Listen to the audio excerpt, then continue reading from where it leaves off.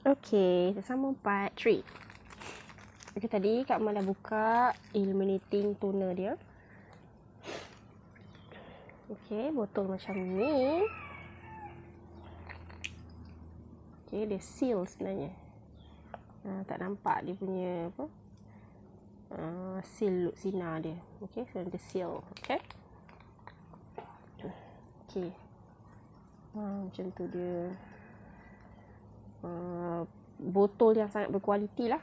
Okay, and then kita buka day cream dia. Day cream dia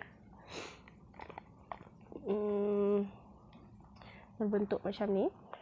Okay. Alright. Okay, kita buka lah .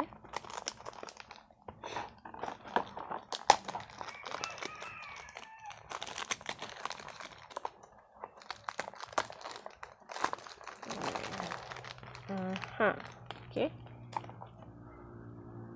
Dia 50 gram. Okay, letak dia. Tu ada seal. Okay, sabuk dia punya botol pun sama juga dengan toner dia. Okay, macam tu lah. Dia ada tulis Avon dekat situ, and then buka lah dia punya. Macam tu. Dia tak greasy, wangi. Okay.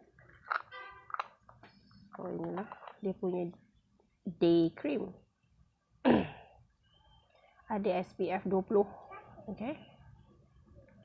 And then kita buka dia punya night cream. Okay, krim malam. Juga 50 gram.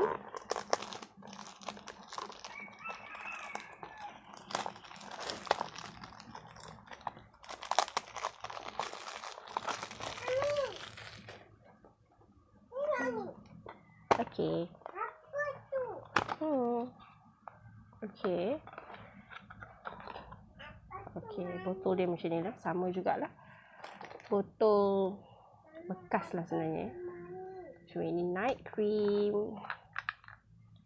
Sangat berkualiti lah bekas dia. Okay, buka macam ni jugalah. Nak tengok Mami. Dia apa? Lebih warna dia lebih kurang putih lah daripada yang day cream tadi kan. Okay, juga sama, tak greasy. Okay. Night cream. So ini dia punya day cream, night cream. And then cleanser dia macam ni dengan toner. So mula-mula pakai cleanser, toner. Kalau lepas tu siang day cream, and then malam cleanser, toner, and then night cream. Okay. So and tambahan ialah serum. Serum dia powerful sangat.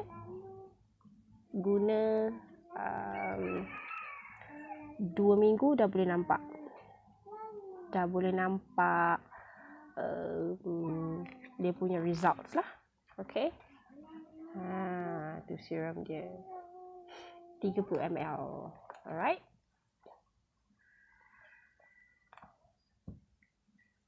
Okay, itu sahaja untuk unboxing Anew Fairness, Anew 360 Fairness. Thank you for watching.